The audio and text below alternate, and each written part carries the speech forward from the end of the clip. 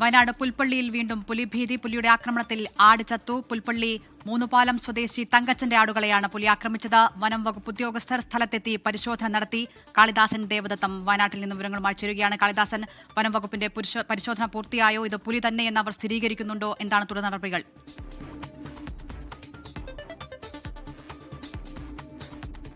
ദിൽന, വനംവകുപ്പിന്റെ പരിശോധനയിൽ നിന്നും എത്തിയത് പുലി തന്നെയാണ്, ആക്രമിച്ചത് പുലി തന്നെയാണെന്നുള്ള സ്ഥിരീകരണം കൂടി വന്നിരിക്കുകയാണ്. പുൽപ്പള്ളി മൂന്നുപാലത്താണ് ഇത്തരത്തിലൊരു സംഭവം ഉണ്ടായിരിക്കുന്നത്. അതായത് ഇന്ന് രാവിലെ 10:30യോടെയാണ് ഇത്തരത്തിൽ പുലി സമീപത്തെ മൂന്നുപാലം സ്വദേശി തങ്കച്ചന്റെ ആടുകളെ ആക്രമിച്ചത്. അതിൽ ഒരാട് ചത്തിരിക്കുന്നു, മറ്റ് 2 ആടുകൾക്ക് പരിക്കേൽപ്പിച്ചിരിക്കുന്നു എന്നുള്ളതാണ്. 10:30യോടുകൂടി സമീപത്തെ സ്വകാര്യ വ്യക്തിയുടെ പറമ്പിൽ പുല്ല് തീറ്റിക്കാനായി കെട്ടിയിട്ടതായിരുന്നു ആടുകളെ. അല്പസമയത്തിന് ശേഷം ആടുകളുടെ കരച്ചിൽ കേട്ട് തങ്കച്ചന്റെ വീട്ടുകാർ അവിടെ പോയി നോക്കുമ്പോഴാണ് ഈ പുലി ഓടി മറയുന്നത് കണ്ടത്. അതിൽ ഒരു ആട് ചത്തിരിക്കുന്നു എന്നുള്ളതാണ്.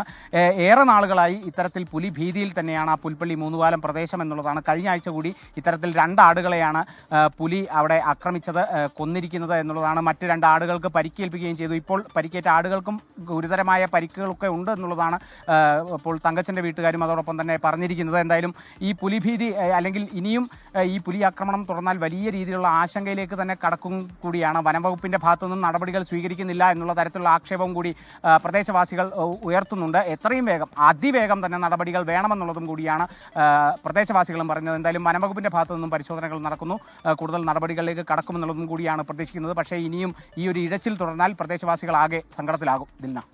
ശരി, കാളിദാസൻ ദേവദത്തം വയനാട്ടിൽ നിന്ന്.